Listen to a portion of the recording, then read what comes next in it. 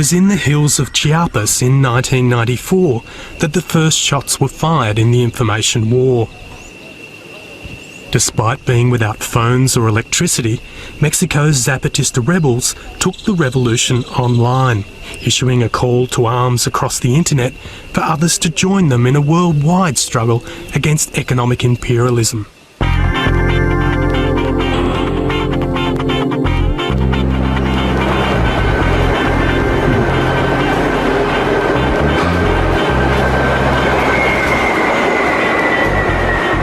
Ricardo Dominguez and his electronic Disturbance Theater were among the first to heed the call. When I came to New York in 1991, what I was looking for was a platform that would allow me to create a space for electronic civil disobedience. Ricardo Dominguez, Electronic Disturbance Theater, New York.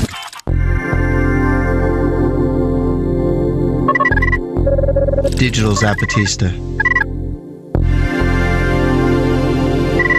Electronic civil disobedience is non-violent direct action online. It follows the theory of Thoreau on civil disobedience that was then developed by Gandhi, Martin Luther King, ACT UP during the 80s, AIDS Coalition to Unleash Power. We never destroy a server. We never change anybody's web page. We never hijack their name or domain name.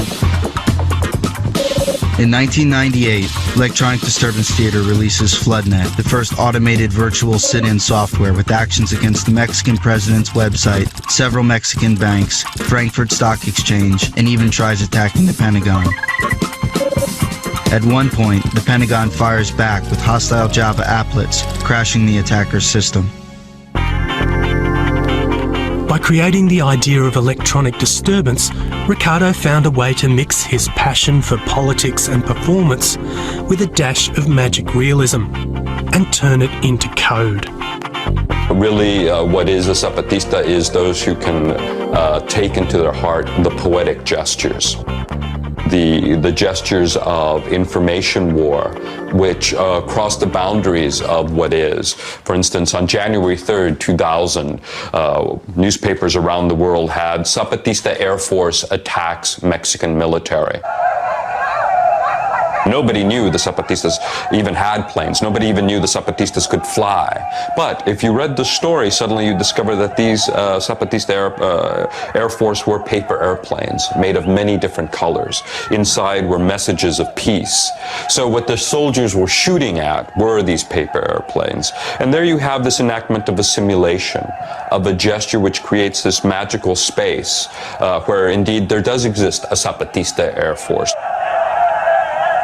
Because what you're trying to get out is what the Zapatistas say is information war. That is, words as war, not words for war. Inspired by the Zapatistas' ideas, Ricardo and his crew launched their FloodNet tool as the paper aeroplane of cyberspace. Again, I'm Ricardo Dominguez. I'm a principal investigator at UC San Diego and the Qualcomm Institute.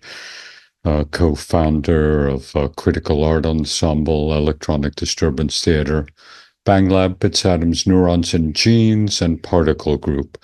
I won't go into all of these, but I'll stay with the main thematic of expressions of digital Zapatismo and Zapatismo, this Enero Zapatista of 2026.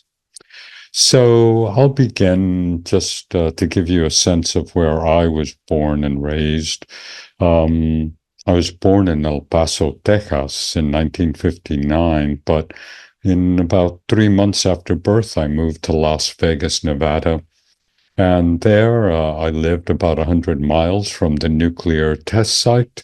Every month there'd be above ground or below ground nuclear tests. So I was born under the penumbra of nuclear realism, Area 51 was just down the road, Nellis Air Force.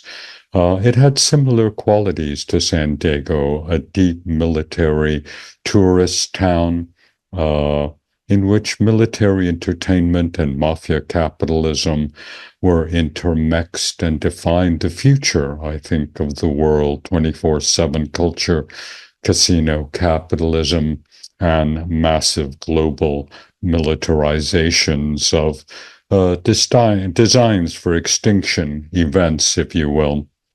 And for having been born, my father and mother gave me a black and white RCA portable television that probably weighs more than most homes. But I love this RCA black and white TV more than my family, the universe, or anything contained within the universe. This black and white RCA was literally the thing that glowed in the dark, presented a deep warmth for me, and so I've been deeply screenal since that time. But one of the things that was different between watching nuclear bombs as part of a patriotic, protective, prophylactic against this evil empire across the sea, that we were supposed to salute these nuclear bombs. My black and white television was schizoanalytically presenting a different outcome of nuclear realism. That is, that monsters would emerge out of the desert of the real. Nuclear bombs were going to create, and perhaps were creating, monsters that would literally destroy the casinos and the world around me. Here's the incredible giant man who is touched by a nuclear weapon and comes and destroys the Sands Hotel, in which poor Danny Thomas is attempting to entertain the masses and tourists of Las Vegas. So it was the screenal RCA portable television that really inculcated in me a way of reading the world between what the screenal condition of the monstrous presents versus the quote-unquote patriotic nationalism of nuclear extinction. And so one of the things that occurred was that this black and white RCA television that I love so much was really the site of my first electronic disturbance. And if I am psychoanalytic, it's something that I repeat over and over in all the co-creative work that I've done. One day, as I was watching the Flintstones, perhaps, my mother brought me leche in a bottle, warm mother's milk. And I really love watching the RCA glowing yellow tubes inside it. And I thought, what would happen if I were to pour milk inside this glorious machine? And I did that. And as you imagine, it exploded, created chaos in the house. And the thing I loved more than anything in the cosmos, this black and white RCA television / machine was destroyed. So it's something I repeat over and over, finding the easiest, most natural technology, quote unquote, like warms mother's milk, and then disturbing the technology I truly enjoy and love. Now, one of the outcomes of this was that a few years later, in 1980, I ended up in Tallahassee, Florida, and it was there when I was working at a lesbian bookstore called Ruby Fruit Books that I met a group of other young artists who were dissatisfied critically, aesthetically, and politically with the kind of artwork that we had all been making in the 70s. And I was deeply interested in performance art and experimental theater and agitprop theater. The gentleman with the mustache is Steve Barnes. He was an early designer and one of the first people who had played with computers, but he really hated computers and he really hated design. And then next to him is Dorian Burr. She was a photographer and she hated photography. I really came to hate performance art and agitprop theater and experimental theater. Next to me with the earrings was a poet and writer, and she really hated poetry and writing. And next to her is Steve Kurtz, who was a filmmaker. And guess what? He hated films. So you can tell that we were deeply enmeshed in a negative dialectics against our own investigations and concerns and aesthetic loves, if you will, our aesthetic fetishes. So during the early 80s, we began to explore different methodologies, ways to think ourselves beyond our endeavors as artists. And one of the key ways that we started developing our thinking was to look at really bad films. I really love horribly made, really below Z grade films. And there was this film by Disney that was really horrible at that time in 1981, maybe, called Tron. Really, just they still keep making them. But at the core of this terrible film named Tron was, I thought, a fascinating radical kernel that could be very expansive towards a kind of experimental matrix. And that is one in which data bodies were going to emerge as the key site for power, for virtual capitalism. So I began to think about what data bodies would be, how data bodies might expand the valiancies and tendencies of experimental theater, performance art, agitprop theater. And with this emerging group that came to be known as Critical Art Ensemble, we started investigating how we would define this new matrix of the virtual and the data body.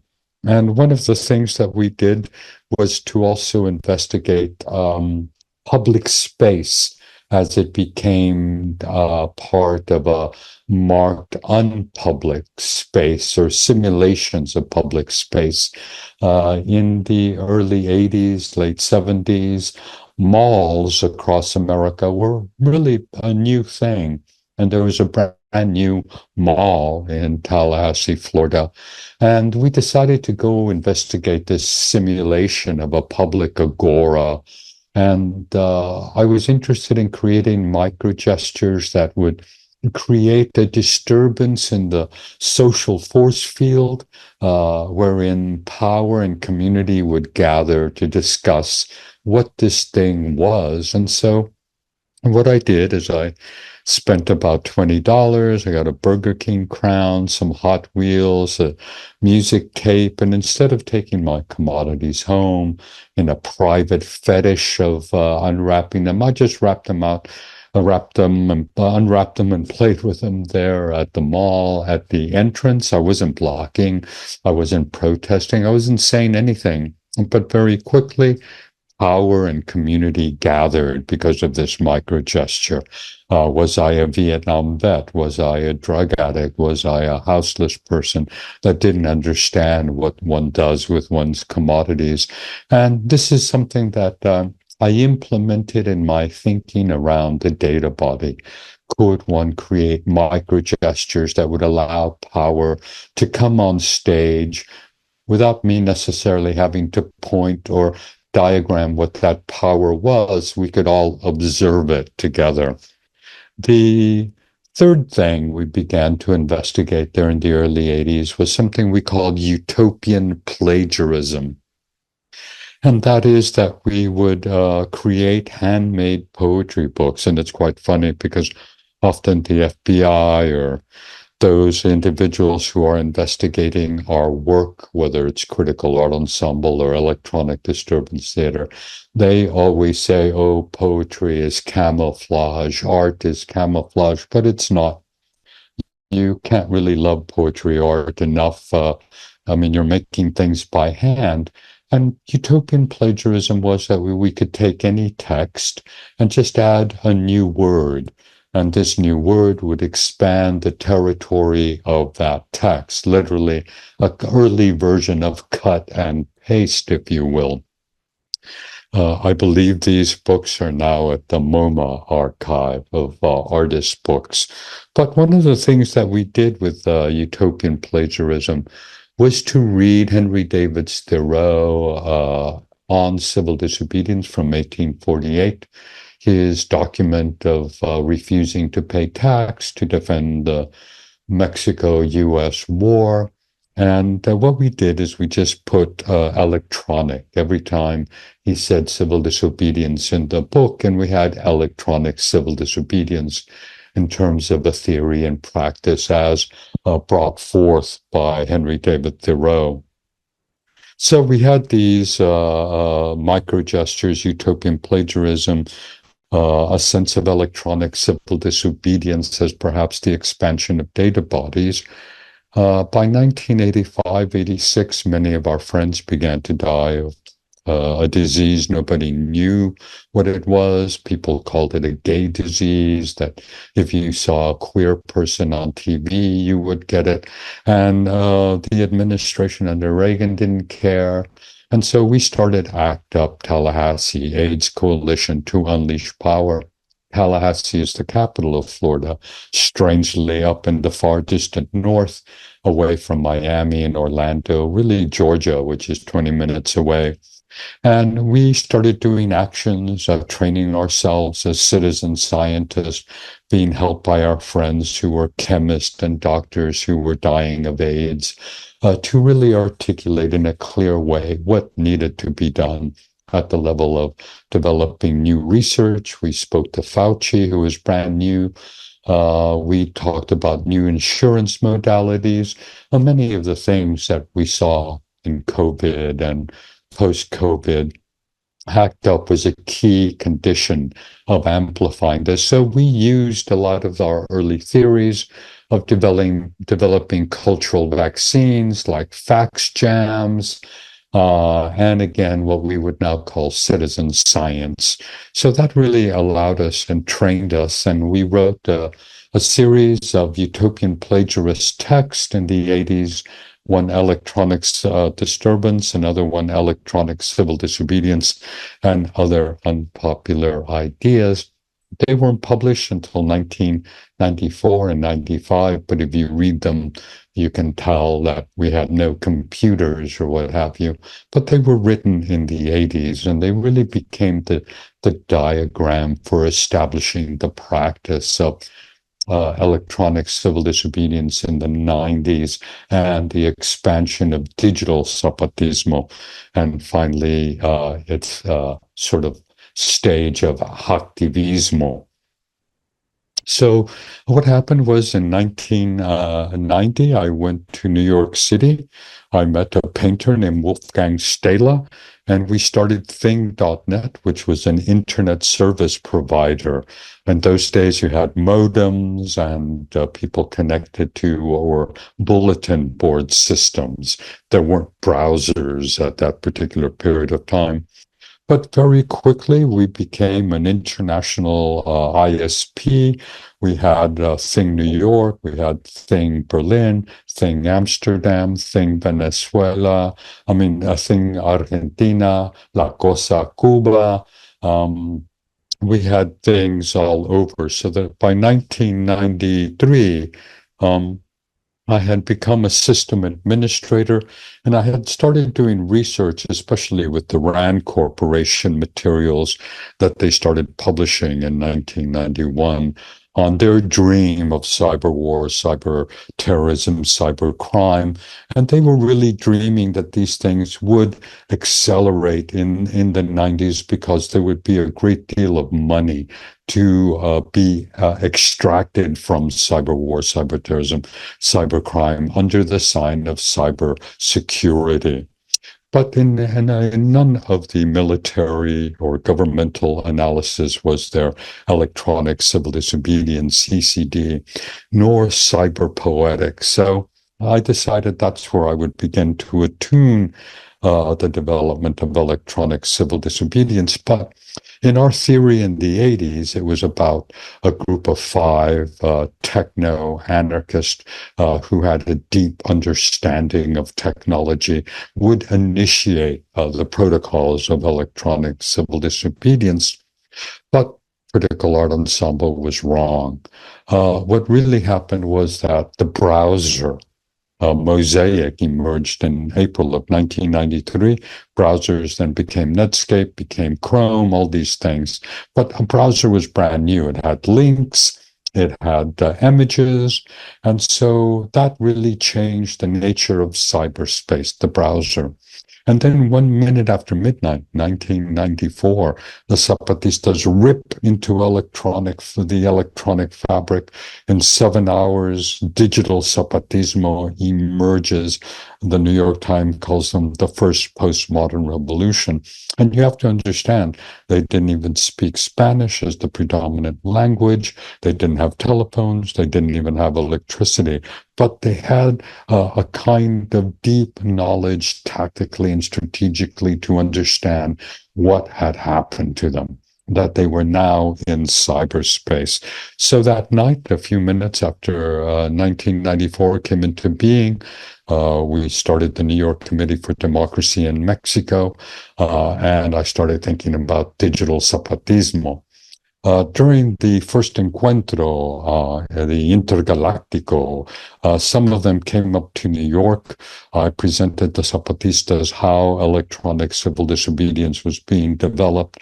They were very excited, but they thought I should take the cyber poetic component and really foreground it and move away from the territories that Critical Art Ensemble, as we had first imagined it.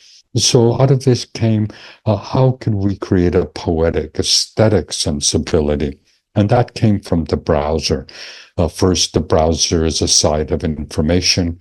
Here's early Netscape versions. And we would tell stories of digital Zapatismo and Zapatismo. And by telling stories of Mayan technology, of Don Durito, the most famous invisible bug of Alda la Condon, the stories of the big nose, Pedrito's magical power, it allowed me then to start bringing together the necessary staging, if you will, of how to think about electronic civil disobedience or digital Zapatismo. And doing what is normal for an activist, hunger strikes for the communities. This is in front of the library in New York City. Here I am surrounded by the police. We were often arrested for our protest, as one can imagine. But at the same time, I started pushing for digital Zapatismo. Many of the on-the-ground Zapatista activists didn't really understand that component of online digital Zapatismo. But I began working with MIT to do an exhibition called Rabin Alaki, Zapatista Port Action. Rabin Alaki is the only extant drama that we have, Mayan drama. It's about a battle between the Corn King and the Rain King. And I would use See You, See Me, which is a very early version of Zoom and Real Video, Skype. These were little tiny postage stamp-like streams of images from Cornell University that See You, See Me. It had chat, and for a year I ran this a 2-hour podcast show, basically early version, and out of this came discussions that led to the creation of electronic Disturbance Theater. There on the far like left side with the beard was Stephen Ray. He was a scholar at the University of Texas at Austin.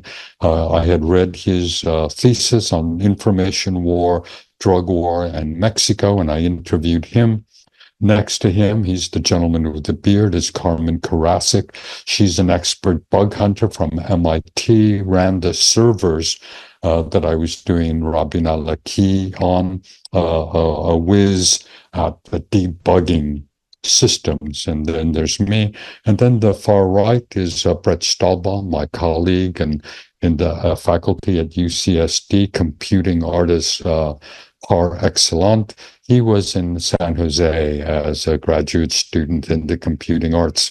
So it was out of Rabin al-Aki and these kind of see you, see me, that electronic disturbance theater is created. We create virtual sit-ins. We very quickly end up in the New York Times. This is what the Zapatista floodnet looked like at that time. You could upload 404 files not found. That is, we could upload the names of the men and women and children killed at Actial on December 28th, 1997 by Mexican paramilitary, and you would get an error message, democracy not found in a Mexican website, or Josefina Luz not found. So it was a negative dialectics. We weren't hacking into a server, but the server was using part of the browser public Agora that basically said that information just doesn't exist. It also used the reload button as an applet that would count how many people would join, knocking on the server.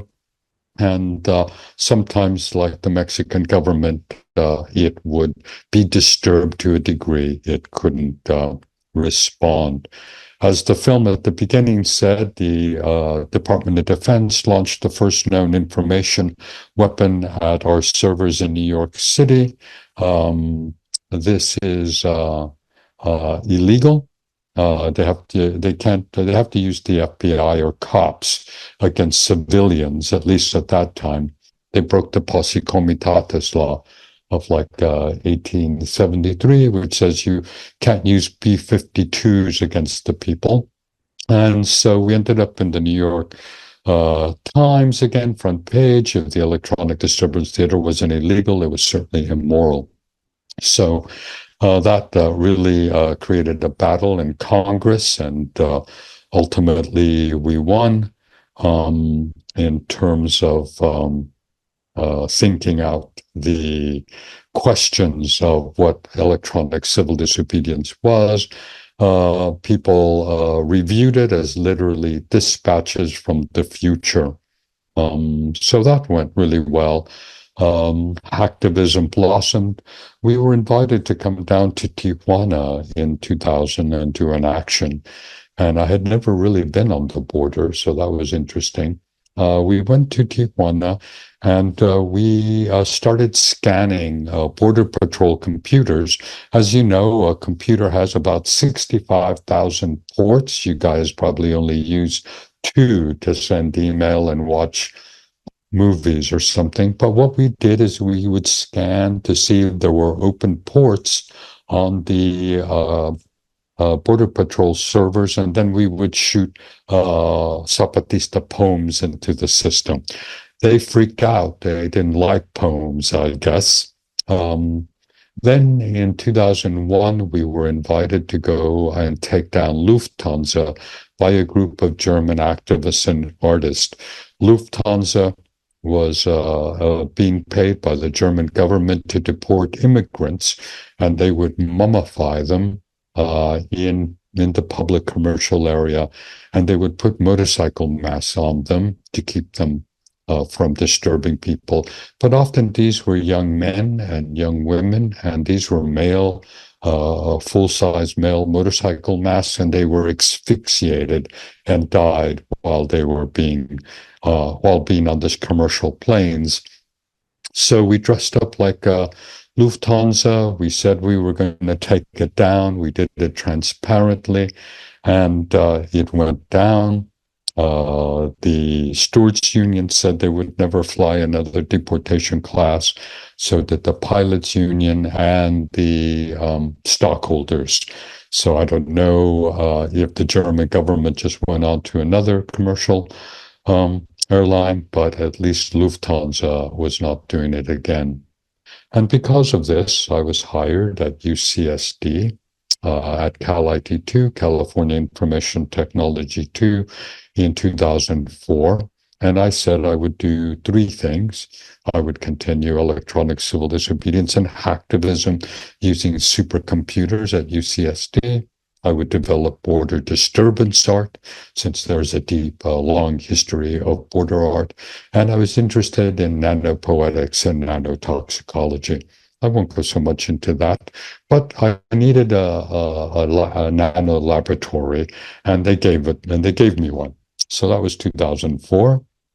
I began to investigate the way UCSD was a part of a military organized system to develop virtual fences along the Mexico-US border. But it was actually built on a project that was developed at UCSD for McNamara during the Vietnam War. If you remember, back in the early 60s, the whiz kids of GM, led by the whiz kid of management, McNamara, took over the Vietnam War because they said that high-end computer management would win the war. And they hired the Jasons, a group of super thinkers here at UCSD, to develop a virtual electronic force field between North Vietnam and South Vietnam. They developed this ground surveillance system with IBM. It was on an aircraft carrier. There was an early unmanned aerial vehicle called the Batcat that would drop sensors on the ground that would capture sound and chemical scent, and then upload the information to the Batcat, send it to IBM on the aircraft carriers off the shores of Vietnam, and then they would tell the B-52s where to go bomb the hell out of the North Vietnamese. But the North Vietnamese were very quick to understand what was happening, and they would put buckets of piss right next to the chemical sensors. IBM would go, here are all the 500,000 North Vietnamese. They would blow up that area, and then the North Vietnamese would just scooch over another direction and invade South Korea. So, of course, what happens when something doesn't work, they sell it to some other part of the government. And so that's what I found here at UCSD when I first arrived, a vision of the McNamara line. And I stood there now that I had a job, and very quickly was arrested by Border Patrol for looking into the future and being a content, happy person.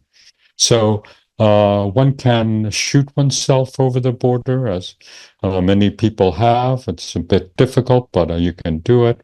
You can create shoes that can jump over the border for you and lead you through the barricades of the border.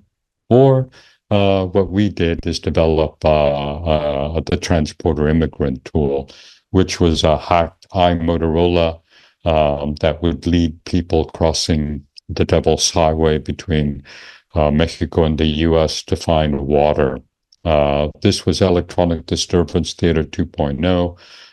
Brett Stahlbaum on the far left in the green shirt, Amy Sarah Carroll, poet and scholar. Behind me is Eli Mermad, a sound genius, Persian punk, an electronic artist, and next to her is Misha Cardenas, a trans artist and mixed reality artist. And we created the transporter immigrant tool. It had a vibration element, so that if you couldn't read the information, it vibrated if you were headed in the right direction. We also put out information about how to use it there on the border in Spanish across the landscape of the Mexican side of the border. These are the kind of water caches one would find. But we worked with NGOs at that time, like Water Station Inc., that left water for locative waypoints. We had ads that we put up around Southern California.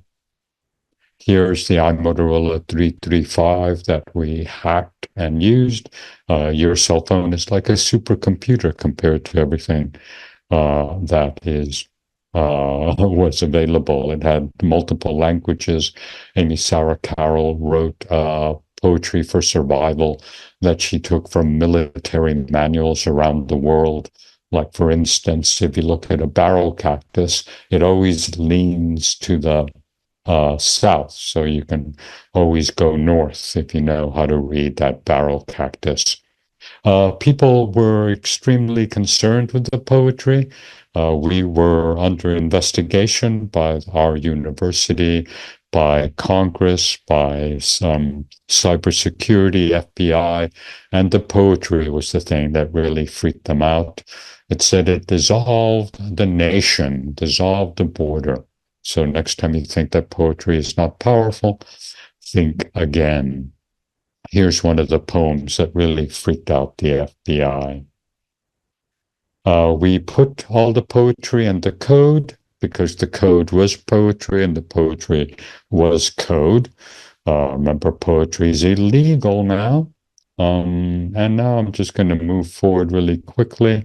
I won't do all the drone stuff, but I started looking at drones at our university since we produce so many drones, and we created a series of investigations of dronology at UCSD.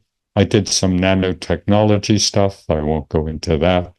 But then I started singing border drones as a response. We did it on the Mexicali biannual.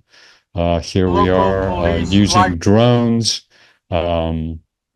singing drones that sing. This really annoyed Border Patrol. They said if our drones crossed the border, hit the border, and of course the drone did hit the wall and died. I picked it up and showed it to the Border Patrol. We used our antennas as sacred implements. And Border Patrol went away. They were scared of our gesture, which I thought was quite funny. There's the dead drone. And I'll end with this final piece. We're developing VECINOS.IS. As you know, the Trump administration and Homeland Security has been shutting down apps like Block ISAP. And so VECINOS is a browser-based system. We have it outside of the US, and so it will be more difficult. It's for people to let others know and report on ICE movement, which has become such a vital thing to do at this moment in time. All right. Well, thank you. I'll stop here and go ahead, Bobby. All right. Fantastic run through of your career there. Yeah, I'd like to start off and kind of ask you about the new app, or the new website, I should say, VECINOS.IS. So when exactly did it launch, and how many people have used it? Well, we just launched it recently in late December. We were doing an exhibition called El Nido Fronterizo, the frontier nest, up in Santa Ana, California, curated by some artists that we know. And we were concerned with the way the apps had been taken down. And so we decided, why not go back to NetArt? Right, a browser-based system. Of course, what's difficult is people are so attuned to apps that it's difficult for them to consider how to use a browser in their cell phone, but it does work.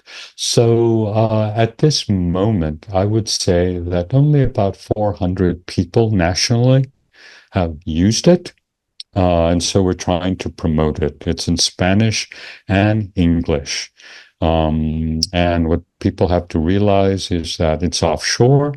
The information is not kept. All the information that is kept is that you saw and spotted ice in a specific locale. It doesn't pinpoint your IP.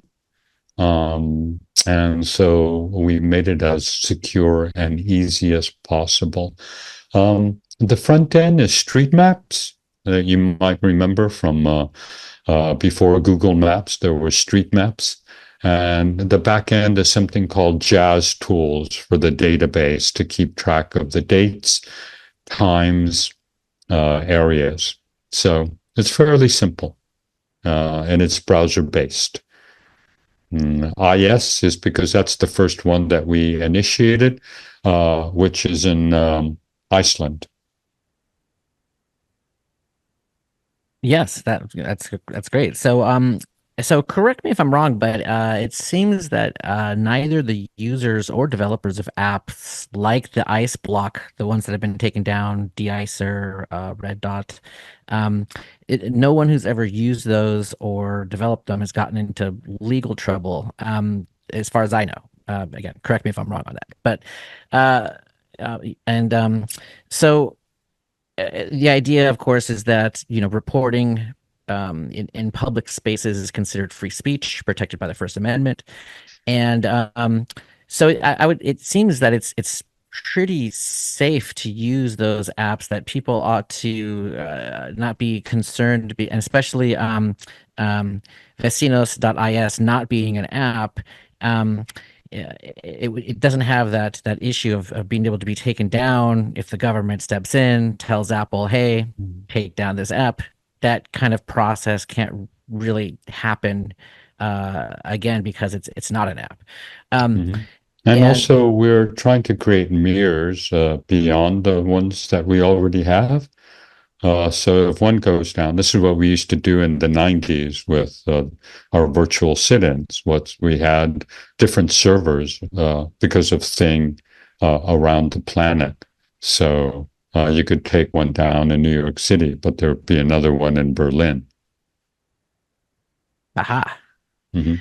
So yeah, I guess my take on it is that, hey, it's safe to use and it's a solution to the issue of the government. Yeah, I think that's at least our response was Apple and Google Play Store were giving in to Homeland and Trump and just taking these things down. So yeah, hopefully it's something that people can understand in terms of the use and not be afraid that it's not an app, that is just your browser. It's your Chrome, your Firefox, your Tor, your Safari, whatever browser you use on your phone. And on the app, it even says it doesn't collect your personal data. It's just kind of like it's just sort of where ice was spotted in the sort of a time-based thing. The color changes if it's been over an hour, and it's completely private for the users. So I wanted to ask you about another kind of question regarding that. And so I remember the Transborder Immigrant Tool. I guess it was towards the end of the first decade of this century that we're in, and I remember it sort of revealing what I thought, at least at the time, was a sort of hidden racism within the United States, and maybe even this propensity for dehumanization. Because I remember seeing debates online on social media and people saying things like, people should die of thirst for trying to get into the United States and maybe commit a crime and maybe be a criminal. And it was very, to me, as an artistic gesture, the Transborder Immigrant Tool, maybe a byproduct of it is that it revealed this sort of, again, my interpretation, a hidden racism. Maybe it wasn't so hidden. Certainly doesn't seem so hidden now in the United States. What possible things do you think might be revealed by VECINOS.IS? Well, I think one of the elements that is key in understanding all of these gestures is that 1994 was also not only the emergence of digital Zapatismo and the Zapatistas and the internet, But Clinton and Southern California military and UC systems, Sandia Labs, which is part of the UC system, established a protocol for the government at that time called prevention through deterrence. And prevention through deterrence was the idea that the United States would begin to use tactics and strategies to push immigrants into the devil's highway, into an area in which the ecology of the area could guarantee that a good 80% of the people would die, either by getting lost, dehydrated, bitten by creatures, what have you. So they began to create a wall, or the idea of a wall, again, to push people into the devil's highway, and to use ecology as the way to implement the elimination of a level of that immigrant community, and that only a few would survive to then support the low-wage industries of the agricultural industries, meat industries, tourist industries. So the transporter immigrant tool really foregrounded this kind of long history that was definitely part of a racial agenda, racial capitalism, a racist capitalism, certainly. So I guess the tool allowed us to understand this kind of deep history, again, one that could be foregrounded as being emergent in 1994 as well. And so we did it on purpose. And the transporter immigrant tool just magnified that. The other concern that Fox News and others had was that Al-Qaeda or ISIS would use this tool to cross into the US, which we thought was kind of odd. But nonetheless, it was something that, again, tried to aggregate the Bush-Cheney enemy combatant global terrorist movement into a situation where immigrants and the undocumented were being attached to that paradigm. And certainly that was the way they also attached the transport immigrant tool. At least that was the sense I got from cybersecurity, FBI, and Congress. And certainly UCSD and the UC system were of similar demeanor. So it seems at this point we now live in a world where we may never know if any given piece of media, be it audio, video, image, whether or not it's AI produced or not. So that's kind of like the world we live in now. I was curious about what your view on at the ethical, quote unquote, ethical use of AI by hacktivists is. And then do you think it's a mistake for activists and or hacktivists to be anti-AI? And do you make a distinction between large language models, LLMs, machine learning, and or generative AI in terms of their ethical use? Well, as I said at the very beginning, I really dig and love technology. Being able to sit here and see you was just like stuff I saw when I was a little kid on the Jetsons, right? I mean, this is ultimately, I think, super cool. I love the technology. I love AI. I love all these things. But I think what's most important is to be critical, right?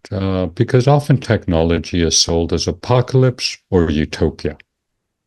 And technology is not apocalypse and it's not utopia.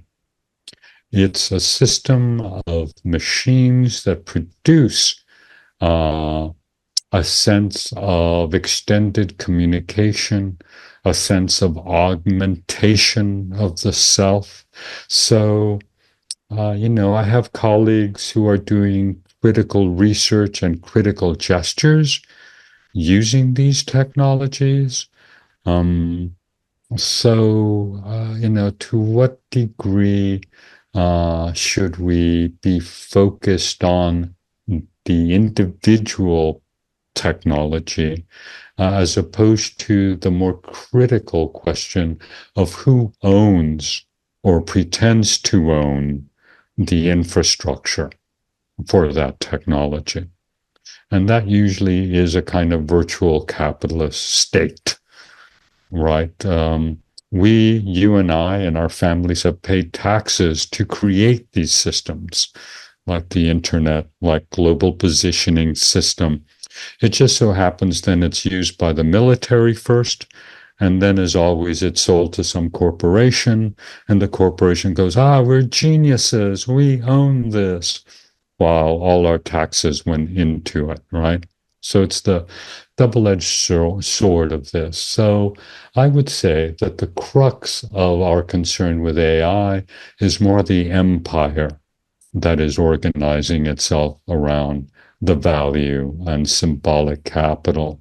I think the technology in and of itself is quite fun. It's quite enjoyable.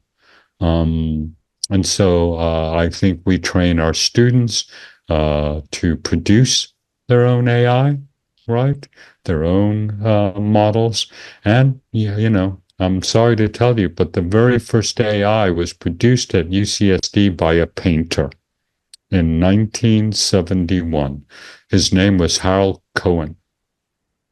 And Harold Cohen created Aaron because he wanted a machine that would be trained to paint exactly like he did. And then Stanford said, oh my God, this painter produced an AI, and he went up there and trained them. And I've been in exhibitions in the last few years where Aaron has been producing new work, an extension and continuation of Harold Cohen's paintings style. Now Harold has been dead for some 20 years, right?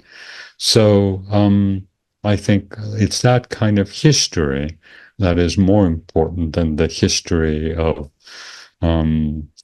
Claude or ChatGPT. So I can't wag fingers and say, oh no, it was created by, entities far outside our control. It was created by artists, by a painter, for the purposes of aesthetic exploration. So I think that's where criticality comes in. And you can't fall into the illusion that it's apocalypse or utopia, because that's the way they sell it to you. This is basically like a lowrider, right? The car can kill you, or it can drive really slow and hop around and do weird things based on your personal style, taste, and sensibility. So I think it's important to look at the mechanisms of the way AI is created and futz around with it. Make it do things like it was unexpected to be asked to do.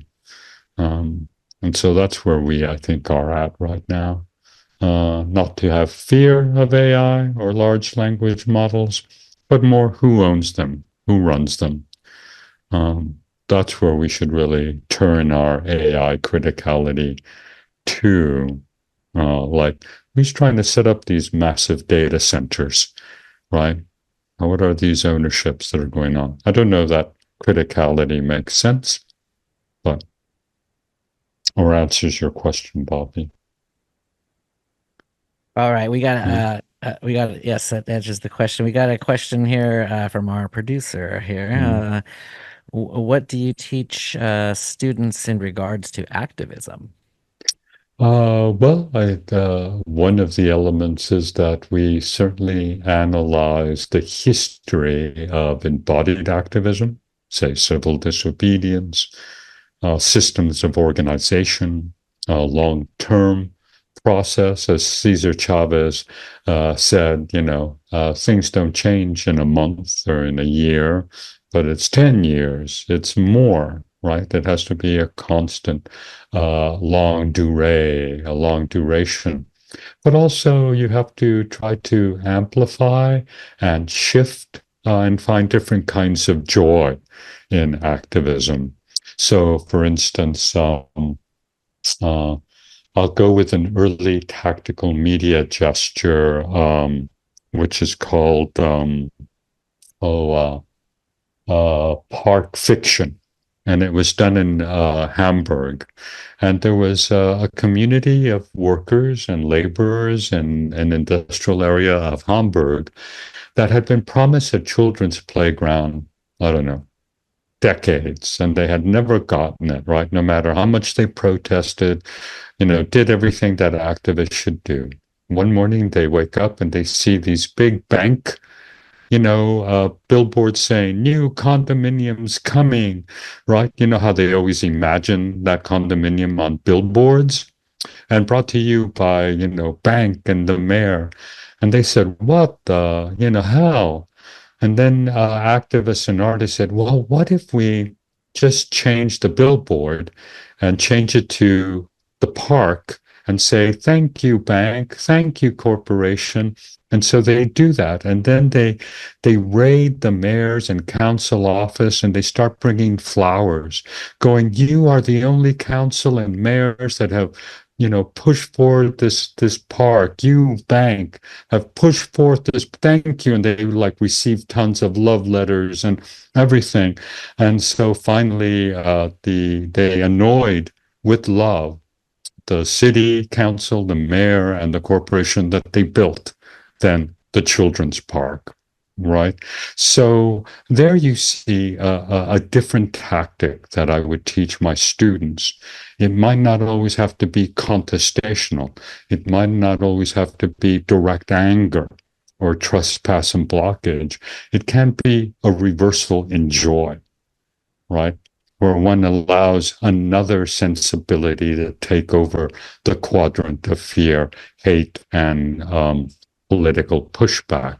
So those would be the kinds of things that I would engender in the history. For instance, I teach them what the Dutch did against the Nazis, right? The Nazis had taken over Dutchland, and they were being forced and enslaved to build huge Nazi U-boats and ships. But what the Danes would do is in the middle of building things, they would just stop, and the entire town would freeze. Just stop what they're doing for a minute, and they would just all, as a community, just freeze, kind of a flash mob. And this freaked the Nazis out, that everybody would just freeze. The trolley would stop, the cars would stop, the cranes would stop. And then at 4 p.m., everybody would go, oh, we have to go water our gardens, right? So then everybody would just stop and go water their gardens. So they would do these weird gestures that would drive the Nazis insane, right? So, because that's always brought up to the foreground. Well, what can civil disobedience that is off kilter or odd do against, say, the Nazis? Right? And certainly we're asking that with ICE now and what have you. So that would be some of the kind of skills and dialogues that we would look at in the history of activism. Not only the tactics of trespass and blockage and contestation, but aesthetic gestures that might have an off-kilter sensibility to what one imagines. I'll end with one last story. During ACTA, Bates Coalition to Unleash Power, Publix, which was like Whole Foods in the South, they decided not to sell condoms anymore, which we at ACTA, Bates Coalition to Unleash Power, seemed like a weird decision, right? So we said, we better, go over there and protest the hell out of it. And then we decided, well, let's do something else. So we fax jammed them and said, we love Publix. We love shopping in your place.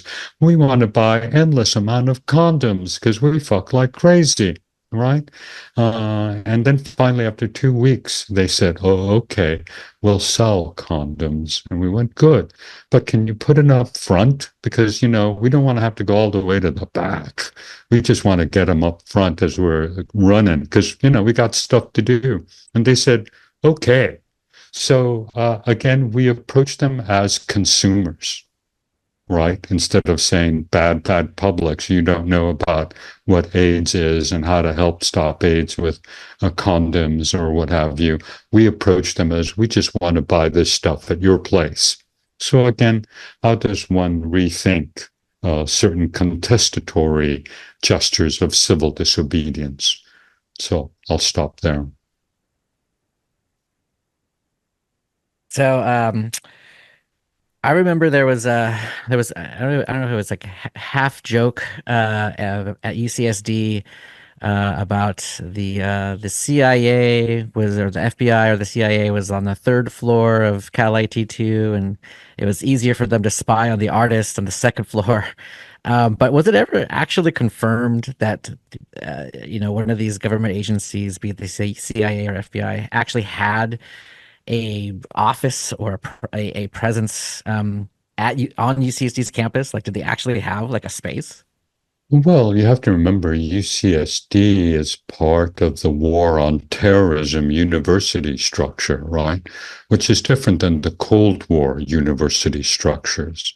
UCSD is deeply bound to DARPA, deeply bound to military structures. We're at the center of Drone Valley, right? That's why I was interested in drones. The Jasons that developed the McNamara electronic line during the Vietnam War that was then brought here to the Mexico-US border were UCSD spies of one sort or another. So I would not doubt that there were CIA, NSA, DARPA, all running around UCSD. We're bound to them. We're built on a military base.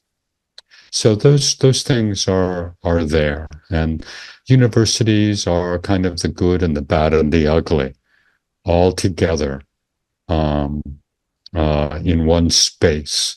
So you will see activists, you will see researchers, and you will see strange military all in that space. That's why I was interested in how the university is attached to the development of unmanned aerial vehicles, where Drone Valley, where it's accelerated. And that's why I wanted to use the singing drones at the Mexicali Biannual.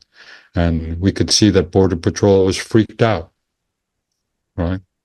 They were angry. They said, "We'll arrest you if these things come at us." And they did. They're feral drones, so we don't control how they sing or where they go. But in the end, when they smashed against the wall, we showed them the sacred dead drone and its antenna, and they went away. So again, I could have been contestational, or I could create a gesture that disturbs the kind of theater of power. So they can do surveillance, but that's okay. They might be disturbed by what they see. Fantastic. All right. Well, I think Yeah, we have that's all the questions I had. I don't know if we our have to producer come to an end Xavier's. here. Yeah. So I was going to say AI driven by digital Zapatismo would be different than AI driven by entropic, right? Indigenous AIs, which is something that we're really interested in. All righty.